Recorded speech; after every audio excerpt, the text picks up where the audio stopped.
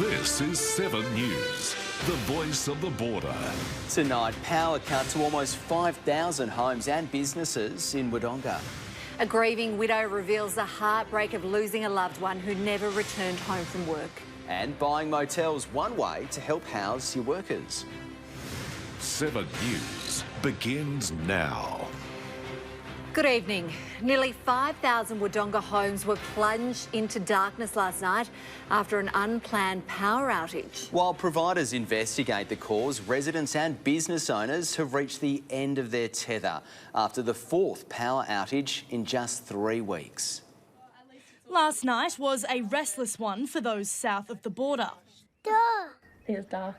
4,600 homes and businesses on the Wonga grid plunged into darkness from 8 p.m. till 9 this morning. I was actually a bit upset last night because my wife Shannon showed me, oh look, another power outage, and I'm like, oh no, here we go again.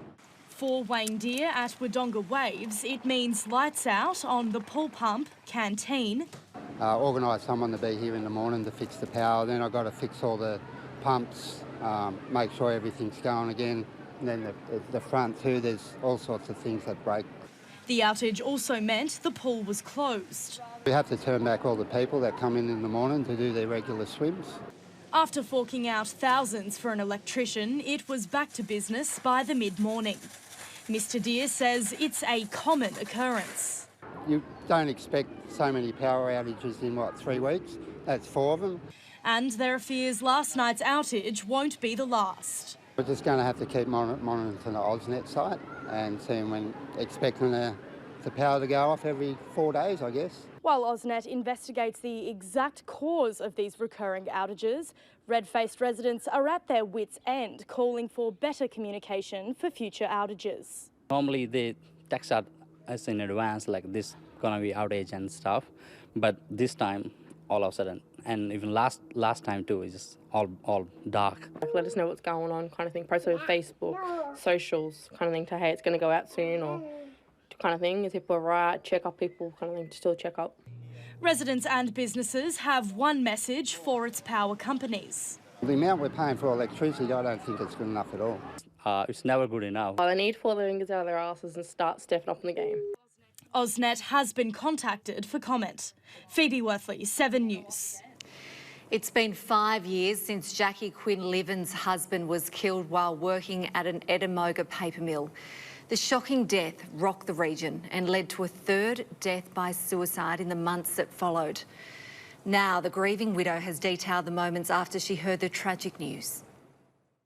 In a fight for future victims, a wife and mother tells of the day that would change her life forever. The phone rang and the lady came in and she said, somebody is on the phone for you. And I said, can you just get their number? I'll call them back. And she said to me, it's Mick, Lyndon's father. Lyndon Quinn-Liven and Ben Pascal worked at the Norske paper mill. A sudden emergency at 1 p.m. and the pair were rushed to hospital. When we did get to see him, he had the pipes and everything from ICU. Doctors worked on him for hours, then delivered the news. It's only a matter of time before he arrests again, and his organs are closing down, and then it was put on me that I needed to make that call. But the tragedy didn't stop there. The pair's supervisor, Davin Neal, took his life the day after Mr Quinn-Liven's funeral. This is where it happened. 14 injured and 2 died of exposure to hydrogen sulfide after a gas leak. The $1 million fine dished out to the company, little solace for grieving families who've now made it their life's mission to make sure this doesn't happen again. The negligence that was done was negligence way in advance of that day.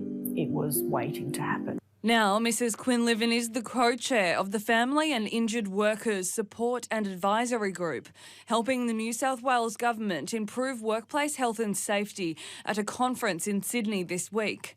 Some hope for the safety of workers in the future. Jacqueline Stanley, 7 News. And if you or anyone you know needs support, you can contact Lifeline on 13 11 14. A business in Corowa is taking matters into its own hands when it comes to tackling a shortage in accommodation. Buying up motels locally, the owner says it's the only solution to housing their workers. A solution to a shortage in the regional workforce. It's a New South Wales and an Australia-wide issue that we've got. It's just a necessity, I think, for them to keep running their businesses. Trouble attracting workers to regional areas comes hand in hand with a severe lack in accommodation to house them. But now Corowa Distilling Co is making it its business to fix the issue. We're trying to attract workers, and the only way that we could actually do that was to start taking on motels or other types of accommodation in order to house workers or potential workers long term. They've bought 2 motels in town to house workers. George Sandrell is one of those employees. He now runs the Green Acres Motel while studying and raising a young family. I've just finished my 4th year of a psychology degree, so still studying with that. But I think, yeah, it's definitely brought us closer to this community. Felt like, we're a big part to play now. He says it's been beneficial for not only him, but for the entire town. Some people need workers, some people need accommodation for their events and stuff. So it's important for them to just secure that so that they can keep running their businesses and keep providing that to the community. It's hoped this unique approach to housing workers will act as a draw card to the region. With the local tourist industry expected to boom over the coming months, there'll be workers here to meet that demand. We still need to operate as a tourist town, but we also need workers in that tourist town to be able to operate those tourism businesses. I believe it's one of the best places in the world to live. We want to showcase that to everyone else as well. Clesianta, 7 News. Hundreds of family violence victims walked down High Street with Victoria Police today. They walked side by side for 16 days of activism against gender-based violence. A small but mighty step against family violence on the border. No one wants to see anyone who is a female in their life affected by family violence. So yeah, look, we're all working together to make sure that stops, and we don't want to see any female or male the victim of family violence. Defending our town in more ways than one, Sergeant Martin says it's a matter close to the hearts of Wodonga Police. Obviously, we deal with family violence on a daily basis. We'd like to see it eradicated forever. With the number of women's lives being lost to family violence increasing on the border, Sergeant Martin says events like today are important for victims to put a face to our first responders. And that's what we encourage them to pick up the phone, go in, speak, search it online, come to the police station, and we can hopefully point people in the right direction. Donning a splash of orange at the Cube today, women's support groups have gathered from far and wide. And we work with women in family violence issues. We're an international group, so we work all around the world and particularly in with the United Nations. I manage brokerage that supports children whose families and themselves are experiencing family violence and domestic violence or have in the past. The majority of applications, the box is ticked that yes, this child or this family have experienced domestic and family violence.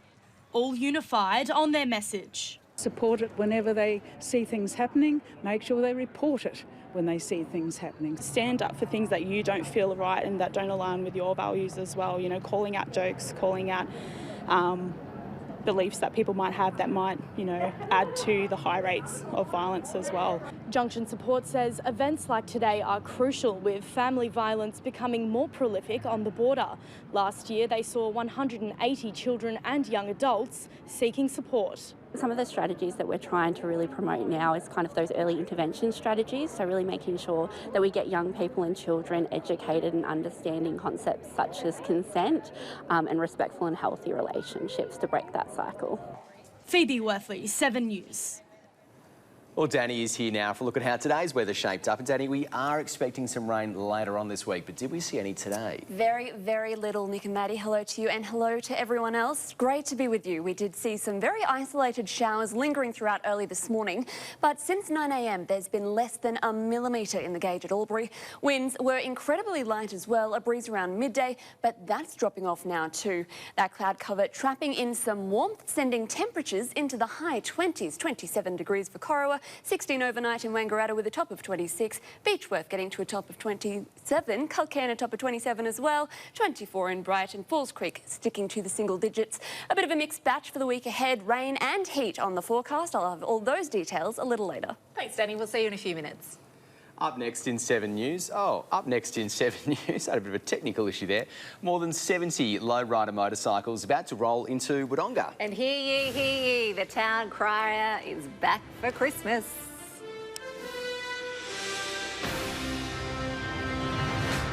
Welcome back. More than 70 lowrider motorcycles, I should say, will roll into Wodonga this weekend. The 2023 Aussie Vicklers Nationals is set to welcome admirers from far and wide.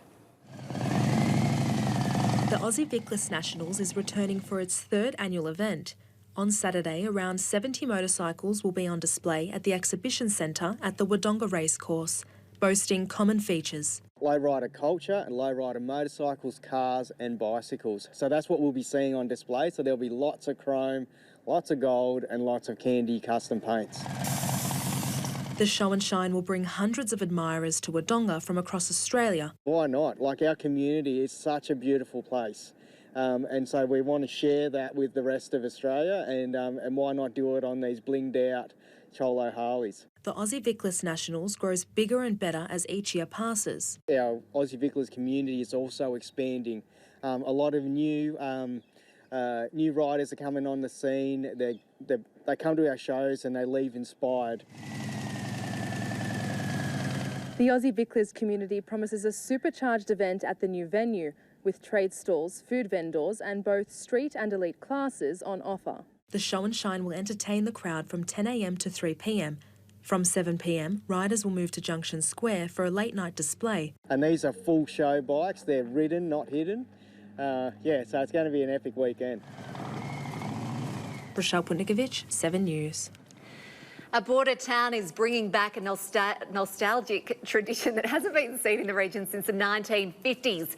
The first public announcement will be made this Saturday by Corowa's new town crier. It's a touch of timeless tradition dating back to the 18th century. Saturday night we've had to postpone.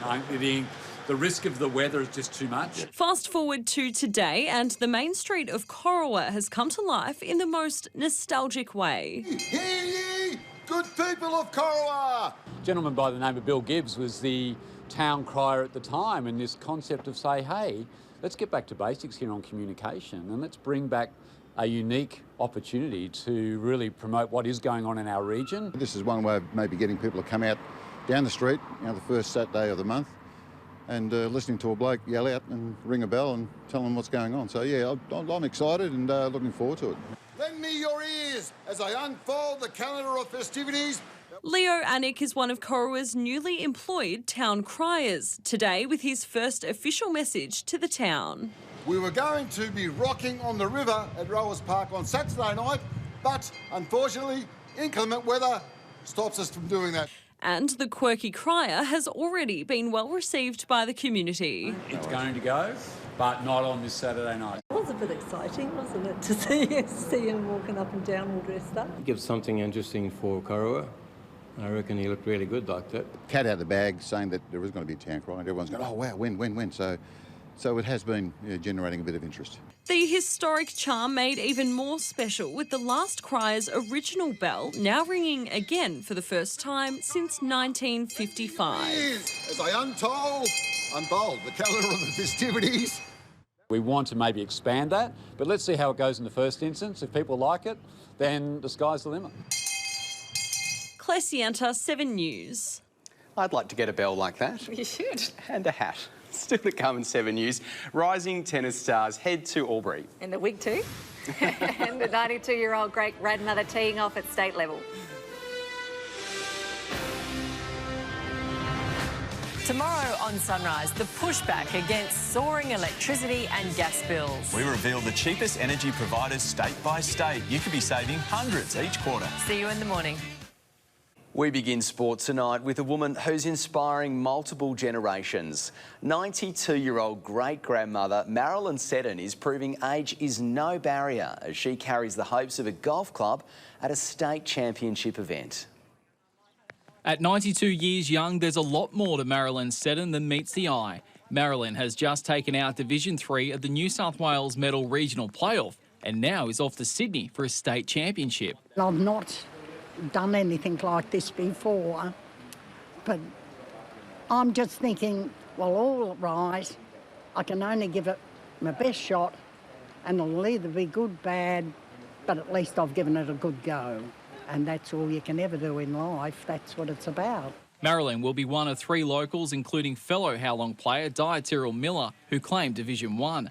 Marilyn commutes from Rutherglen twice a week to play, something she's done for the past 32 years. I get up and say, I'm going to golf. And then you come home and you think, oh, what did I go to golf for? I played shocking. But that's part of it. And I think also to stay healthy and happy and just live a full life like you can.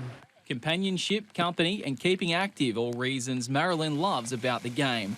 Although admitting to be apprehensive, playing in Sydney is not about her, according to the short game specialist. I'm not actually playing for me, I'm playing for the club. You play for how long? It's like a teamship. There's certain games you play on your own, but for this, it's an honour to play for how long.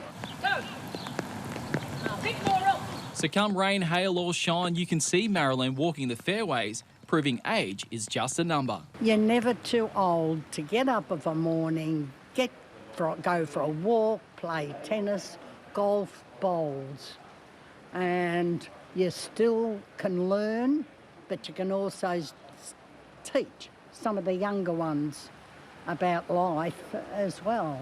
Wow! Woo-hoo! Stephen Murphy, 7 News.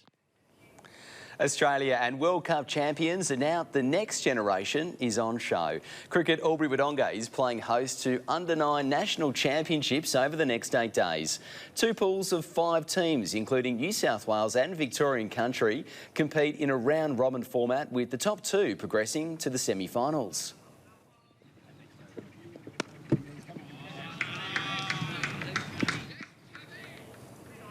And they're not just playing for the title, but a spot in next year's Under-19 World Cup squad. Matches will be played across the region from 10 a.m. each day, with the final to be played at Alexandra Park. Rising tennis stars across our region will be on show again this weekend. Albury Grass Courts will host yet another talent tournament as the area's summer of tennis continues to grow. Fresh off the back of the recent Champion of Champions event, Albury Grass Courts are about to play host to another high-level junior event, the John Ferguson Cup. From a young age, just to get out there and get used to the pressure side of things, being out there by themselves. And, you know, metropolitan kids, they seem to be playing a lot more matches than the regional kids. So we need to get that match count up for our juniors, and it puts them in good stead for the future. 4 teams from the southwest region, including 2 Albury Wodonga teams, will compete in a format across singles and doubles. The field of 80 competing in age groups from 10s through to under 16s. We're doing a good job, developing that talent and giving them some opportunities, and it's really exciting. We've got plenty of depth in all age groups, and we'll probably see that this Sunday in the John Ferguson Cup, from the 10s all the way through to the 16s. The tournament will be played on Sunday alongside a North East Veterans event, attracting up to 30 players. They're just 2 more events added to our summer of tennis. We've got Shane Reid, arguably one of the best court curators in the world, and he does an amazing job, and they're in fantastic condition year round throughout the springtime and the summertime. And there's no reason why we can't bring some professional events here. Many competing in the John Ferguson Cup are expected to return and join around 350 players for the Margaret Court and Victorian Tennis Championships in January. Shops, restaurants, the hospitality. I mentioned the world-class grass courts as well. And then there's the quality of the fields. The Margaret Court Cup time and the Vic Junior grass courts, they'll be some of the strongest fields in the country. And then you have the open events as well.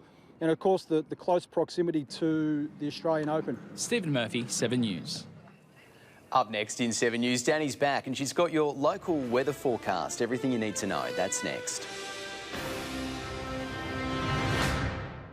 Hello again. Let's take another look at that weather picture. Today, a low pressure system off the far south coast brought more rain, storms and gusty winds to eastern New South Wales and parts of Victoria. Those conditions are set to build in the next 36 hours, while a high keeps the west dry. Now that high pressure should move across our patch around Sunday, pushing those showers out to sea. Conditions should remain pretty clear into the middle of next week. Even with that dry weather on the horizon, there's still a little rain left on the radar for the next 8 days. 15 millimetres for the Albury-Wodonga border region at this stage. Parts of Victoria's northeast are on flood watch tonight as Gippsland and the New South Wales south coast get the brunt of that weather system. In fact, Gippsland could see up to 200 millimetres fall in the next couple of days. Casting our attention to tomorrow, it's looking like a damp start to summer. Temperatures sticking around the mid-20s, 26 degrees for Lockhart, Wonga, a top of 26 as well. Over to the next map and we're looking at a top of 26 in Adelong, 13 degrees in Selwyn.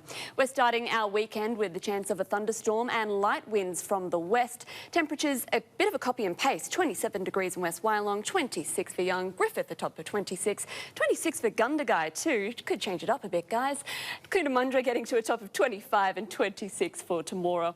We could still see the odd shower on Sunday morning, but as that high pressure system moves across from the interior, conditions should settle somewhat. 26 degrees in Narendra, Lockhart, similar conditions for you, 24 in Cootamundra and Temora a top of 25. Taking a look at the next 7 days, the sun should come out for the start of the working week, temperatures climbing into Tuesday as well as Wednesday a top of 33 degrees. Some showers to start with, guys, maybe a wet start to the summer, but the first week should be warm enough. Yeah, it should be warm enough. That's Wonga's temperatures, but I'm sure we will all bring similar.